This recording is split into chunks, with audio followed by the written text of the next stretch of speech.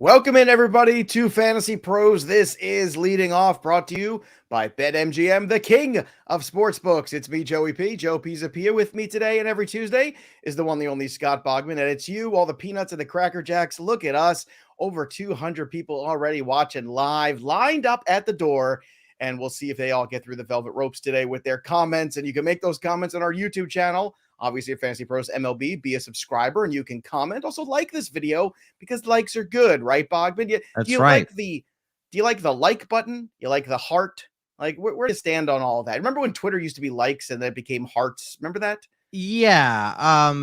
I guess I never really in my brain, I never really differentiated between likes and hearts. They're the same thing to me. So in our group me room, sometimes we have shot glasses, we've got baseballs, we've got cats, we've got all Santa Claus hats, we've got all kinds of different stuff where you can use a like. So it doesn't really make a difference to me.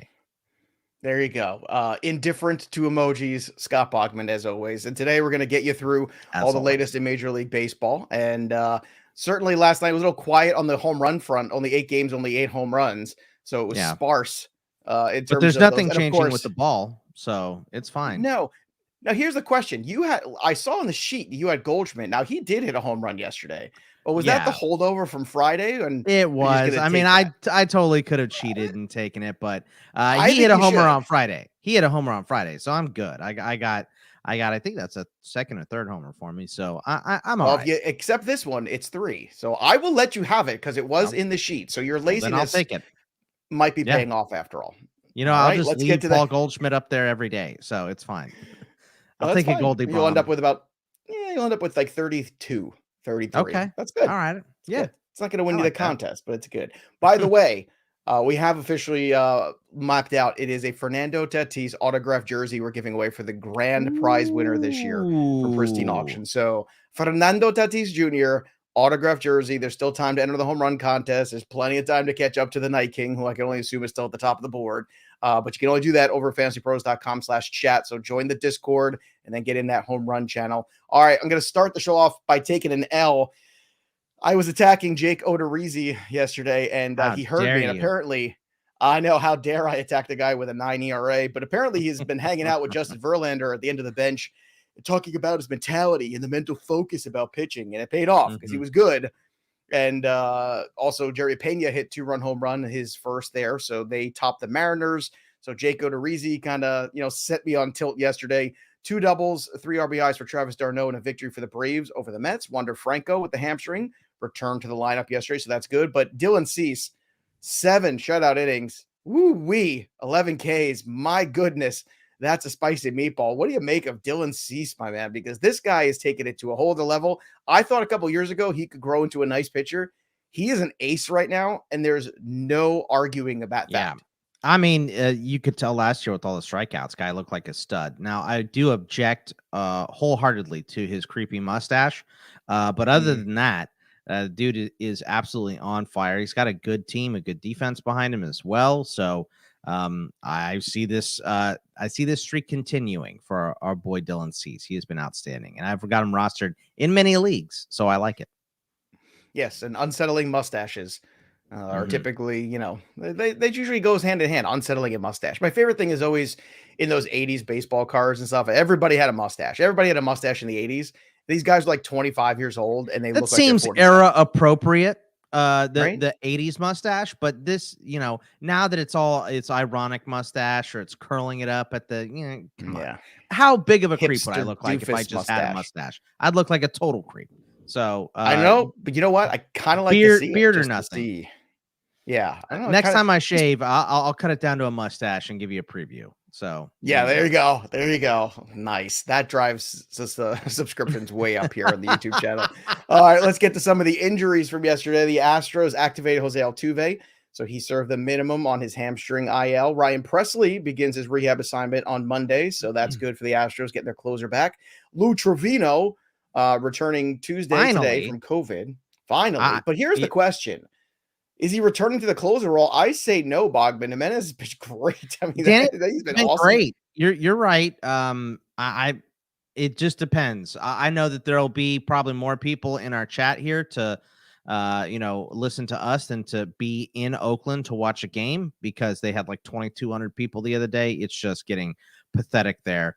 But I have rostered Lou Trevino in an AL only, so I've got my fingers crossed that Danny Jimenez didn't take that job away from him. But guy's been pitching great, so we'll have to figure out. And the next time the A's go late with the lead, which could be a while, we'll see. It could be. But I'll tell you what, man, I picked up Danny Jimenez finally about a week ago, and I'm on the other end of that spectrum, hoping that this guy's pitched really well. There's no reason he should give up that job. So we shall see. I've got a good one. Don't lose your job to injury, Joe. Come on. Everybody knows that, right? Come on. Closer jobs. I mean, look, Jesse L's got some mustache conversation here. Worst mustache, Cease or Sporer? Our good friend Paul Sporer. Oh, wow. That's a tough one. I'm still going to go Dylan Cease because I love Paul. So, although Paul would probably want to be known as the worst one. So that's the only thing I can say. Yeah, I'm guessing Paul doesn't look as good in that Southside jersey as Cease does, so I'm gonna go with Paul as the creepier mustache. Also, Pickles here. Cease looks better in that stash than I imagine Joey P would. Challenge accepted, Pickles. Challenge accepted. You know what I think we should do? Just like that Seinfeld episode where they started that one season where they both, Jerry and George, had mustaches. One day we're gonna coordinate over the summer. Bob and I are both going to come on with mustaches, and we're going to take a vacation from ourselves. That's what we're going to do. I just assumed since you're Italian, you'll have a mustache tomorrow if you don't shave. So tomorrow, by the end of the afternoon, I'm going to have it. It's a 1:00 shadow if you're Italian. So it's not a 5:00 shadow. It's fine. Here's one from Wonky Penguin. Joey P could grow a magnificent mustache and immediately be a villain character in any BBC detective show. Correct. That is correct. So there you go. All right, let's move on to some other news and notes. In fact, let's do a little trivia here. I thought this was fun.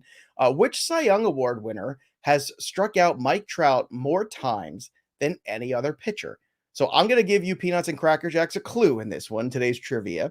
So obviously, it's somebody who would face Mike Trout a lot in the last 10 years, and you would think it's somebody in his own division. So that is your clue. He pitched almost his entire career for one team in the AL West. So who's the guy that has struck out Mike Trout more than anybody else potentially?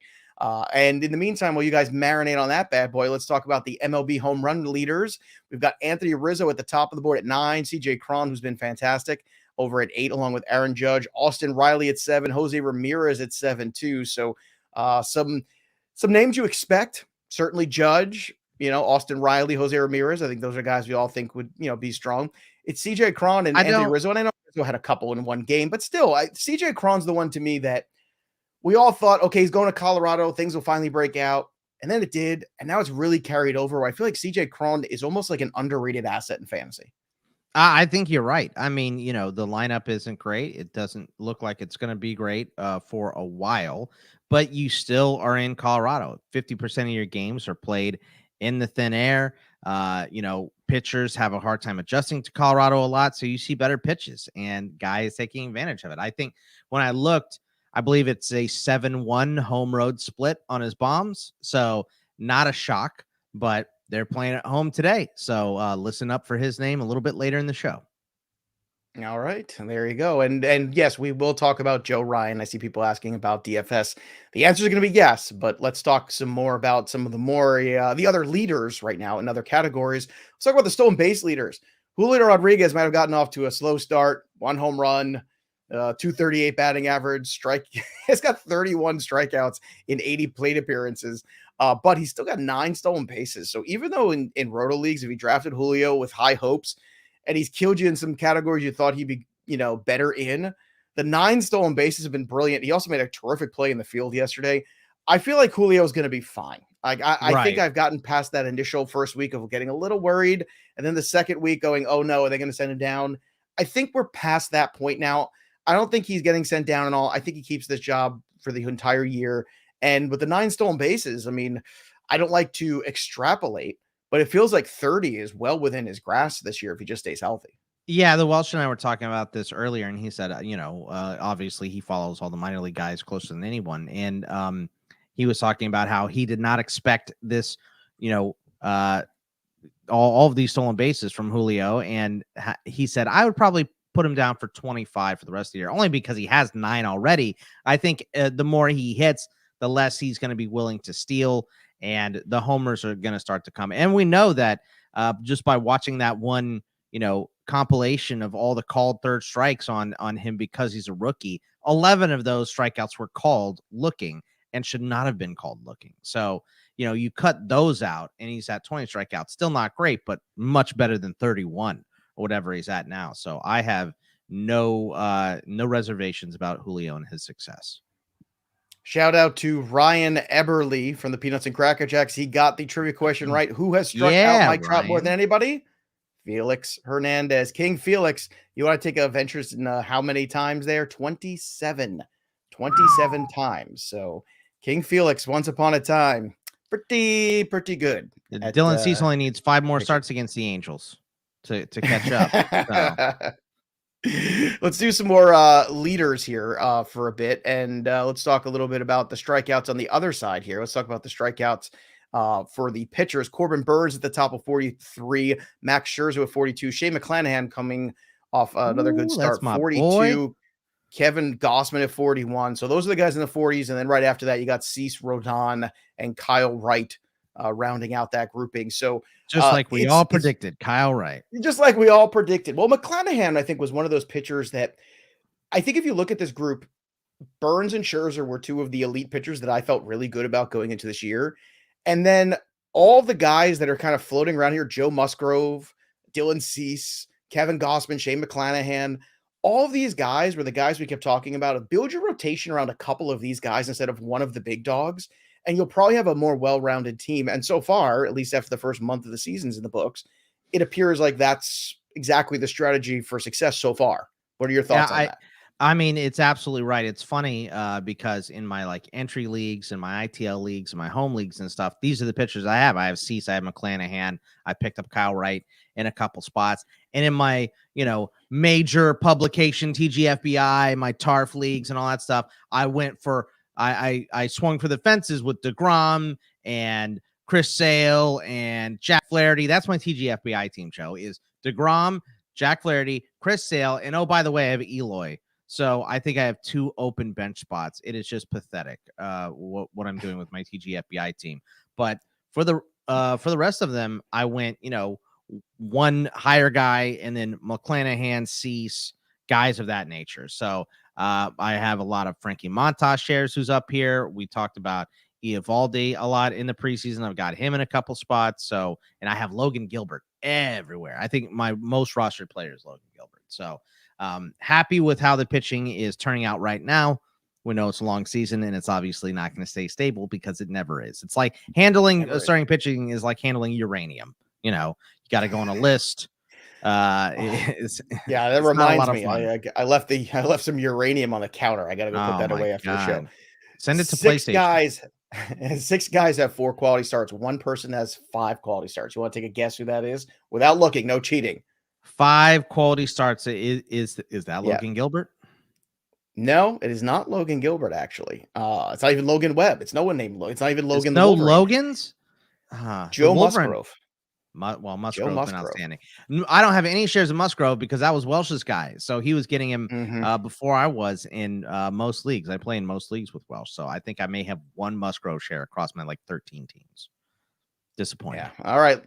Let's go to the stat heroes from last night. Obviously, we'll start with the pitchers and Dylan Cease with his 11 Ks, 0 walks. See, that's the thing too. Like if you're going to strike out 11 Ks, I don't want 11 guys. I don't want to see 5 walks. The 0 walks. That's what I know Trout was terrible against him, but there was a great at bat where Trout with down 0-2 worked him back to 3-2, and then he just piped 98 down the middle, and Trout just tough. Just tough to catch up. Steven Matz, 6 scoreless innings for him, no walks, 4 Ks. Jake Odorizzi again. They only struck out 3 guys, so I'm not saying he's back or anything like that. Christian Javier starts for the Astros tonight. Jake Odorizzi, you got a reprieve. Okay, you didn't get bounced in the rotation against the Mariners, and the Mariners team doesn't have Mitch Haniger right now. Zach Greinke, 1 whole strikeout. Congratulations, Zach Greinke. It's amazing. It's like look good he's though. Becoming Jamie Moyer in his old age, right? He is, and he does not care either. That's what annoys me about Greinke, but also makes me love Greinke is the dude does not no outside noise. It doesn't matter. It's his own world. That's all he's living in. That's all he cares about. So He looked good yesterday. He gave up the first inning bomb to Goldie, and that's it. That's all he did. So my free home run, I'll take. Three hits, by the way, in that game he gave up. 1 earned run, no walks. And this is the art of pitching. It's a lost art form. And Zach Yeah. Greinke's still doing it. Does it help in fantasy? Not really. I mean, a little bit in the ratios, sure. But I mean, it's still a bad team. Drew Rasmussen, guy that we like, he only 3 Ks last night, so kind of disappointing start there. Max Fried, 6 Ks, 2 earned, 6 innings against the Mets. Zach Gallen, who Welsh did like last night, he was good. 5 Ks, 0 walks, 2 earned. Chris Bassett was good, but in the loss, Chris Bassett's been outstanding. I feel like he's taken his game to a whole other level. And this is, again, when you hang out with great Hall of Fame pitchers like Max Scherzer or like Justin Verlander, and if you're not picking their brain constantly about pitching, like, what are you doing with your life? Like, don't you want to be great? Here are the guys that actually hit the 8 home runs. We could just give them to you. David Peralta, 1 home run last night. Train. Gleyber Torres, I want to pause on him. 2 for 4, 1 home run, 3 ribbies, 1 run. Gleyber Torres is not that far removed from an enormous season, Bogman. It's only a couple years ago. He is still very young. He's one of these guys I continue to say, let's take a chance. Let's take a shot on Gleyber Torres this year. People got mad because April was terrible. Now we're in May. It's a good game yesterday, but it's only one good game. How long of a stretch does Gleyber Torres have to put together, in your opinion, to regain the confidence of fantasy managers out there? I think it's got to be a couple months, and he's not there yet, right? Like he's not doing terribly. You need months, so not weeks. So you like a 3-week stretch doesn't do it for you. 2 months. 2 months. 2 months. Wow. Yeah. Well, look, you're tough. He's hitting 239 and he's only got 3 homers. You're like the Edwin James Olmos of like podcast hosts today. You're just tough.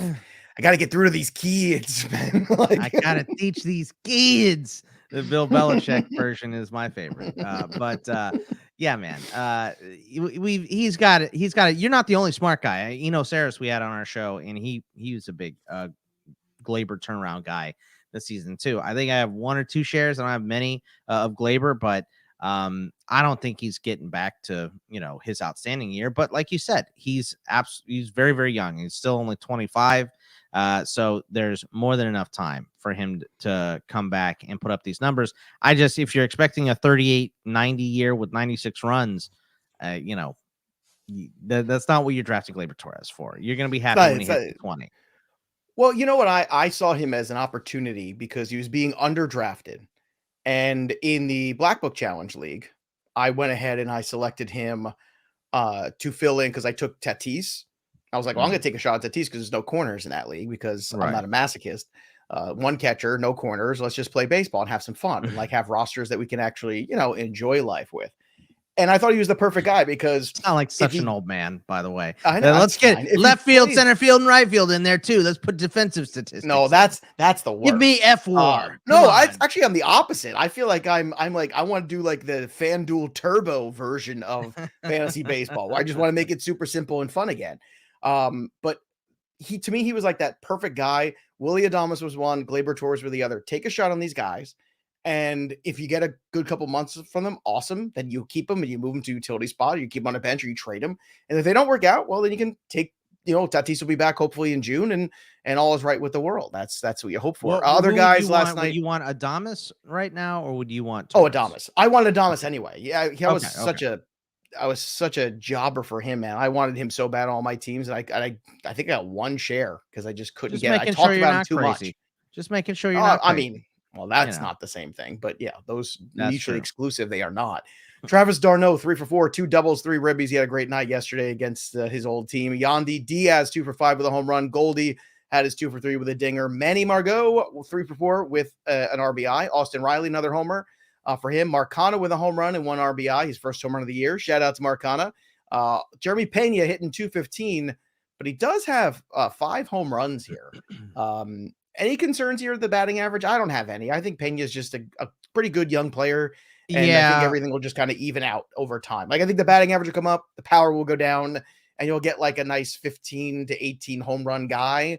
and then a 260 batting average when all said Yeah, and done. the nice thing about Pena is that he's on the Astros who don't need a ton of lineup protection. So you can just put him at the end of the lineup. And I know that Bagwell wants him to lead off and all that good stuff.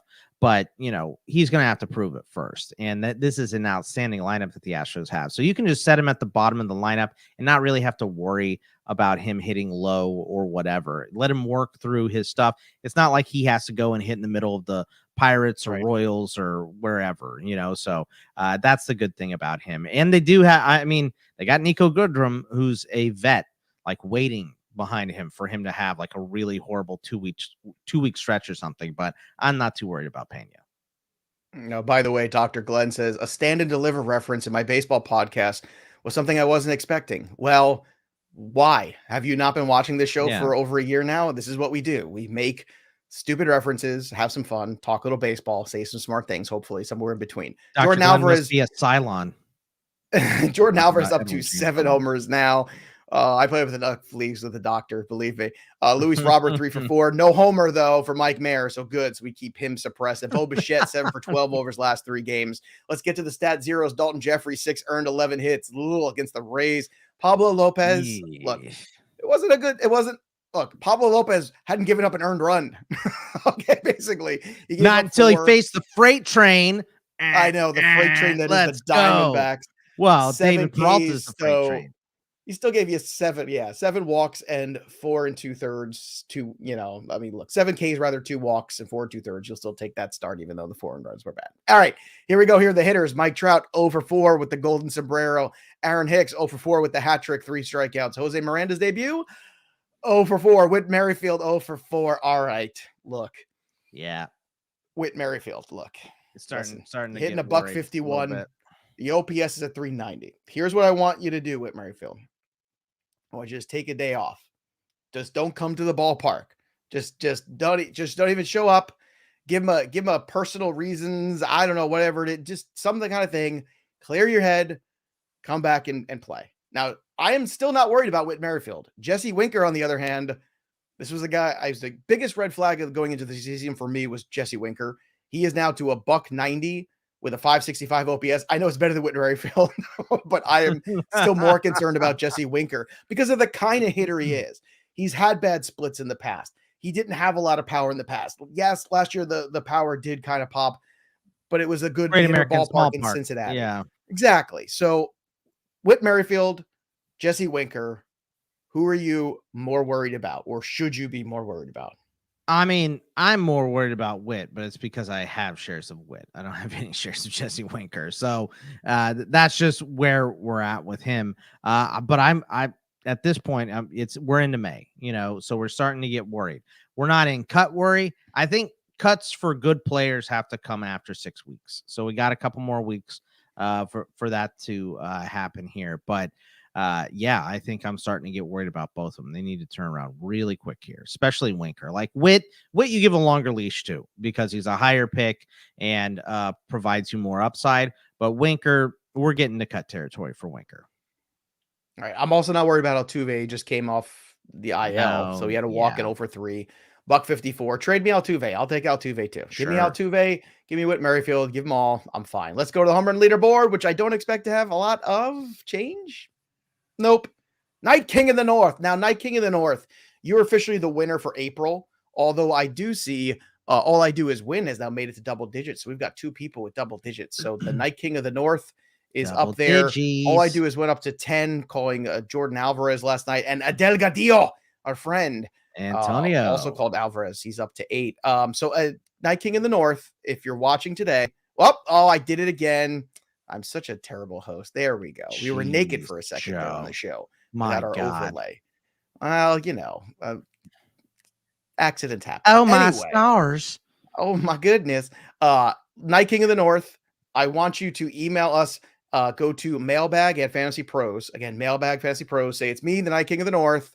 And say I'm the winner from the home run contest in April. And I'm going to have a leading off t-shirt sent to you. So congratulations for the winner. Even if I have to pay for it myself, I'll send it to you. But I'm pretty sure at Fantasy Pros, we can, kick in the $25 for you. I'm sure we can handle that. So I'm giving you our leading off t-shirt.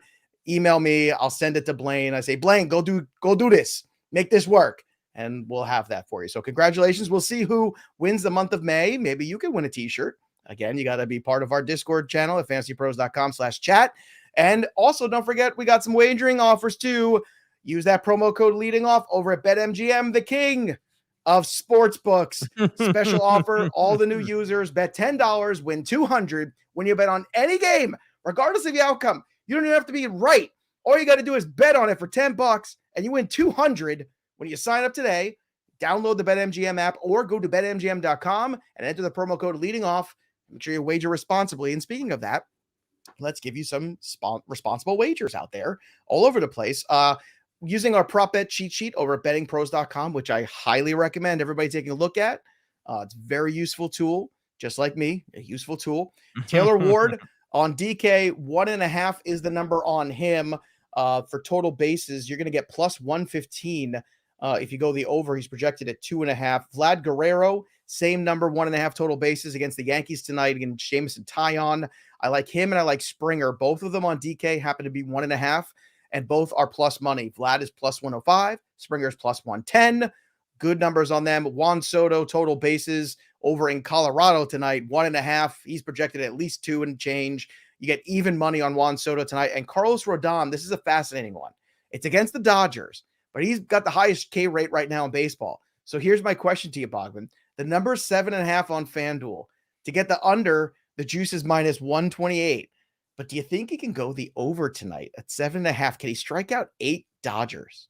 I mean, he can, and he has the highest strikeout rate and all that good stuff. But I'm not. The number's probably too high for me. I think there are other options on this board that are probably better. I mean, Julio Urias is only 4.5.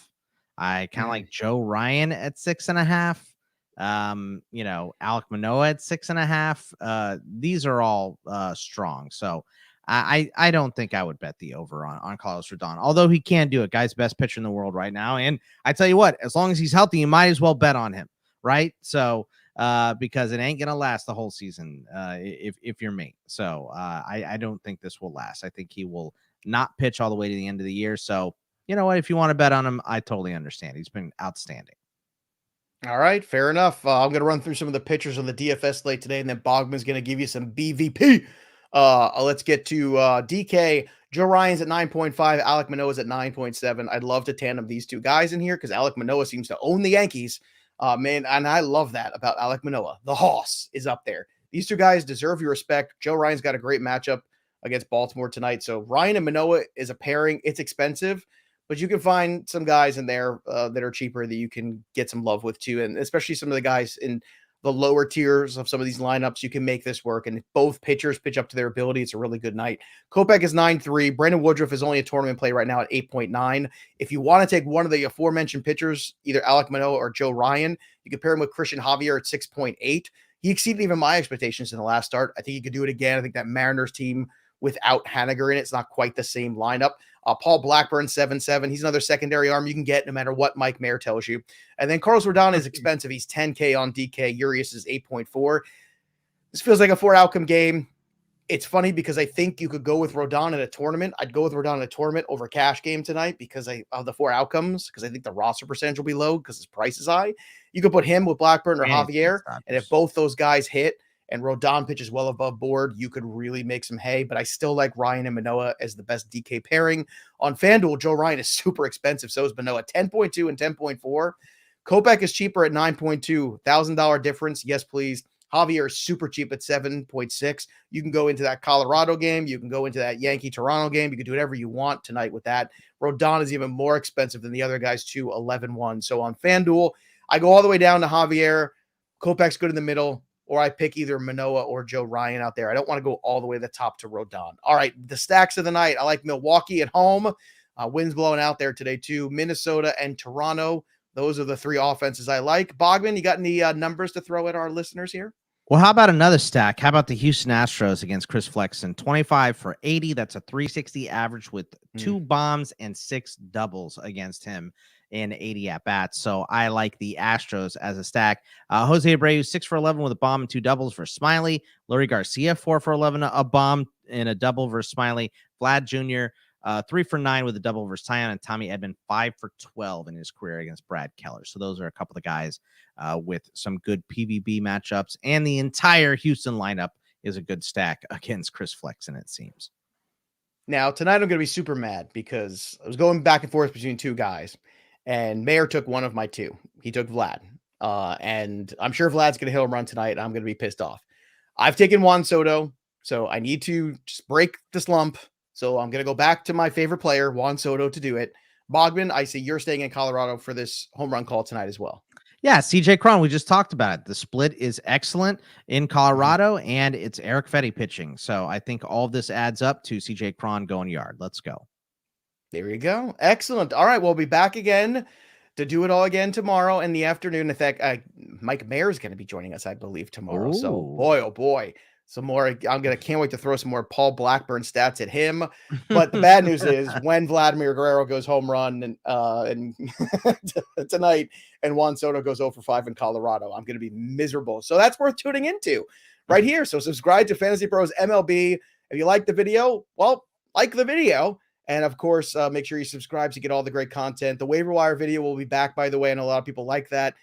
We did it 2 weeks ago. Last week was the draft. We just ran out of manpower and ran out of hours to do things. Yeah. So we'll be back again with that too. And that's part of what we do over here as well. Don't forget to go check out BetMGM with that promo code leading off, and check out Fantasy Pros for all of our great content.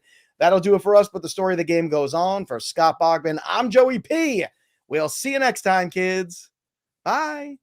I got to get through to these kids. These kids.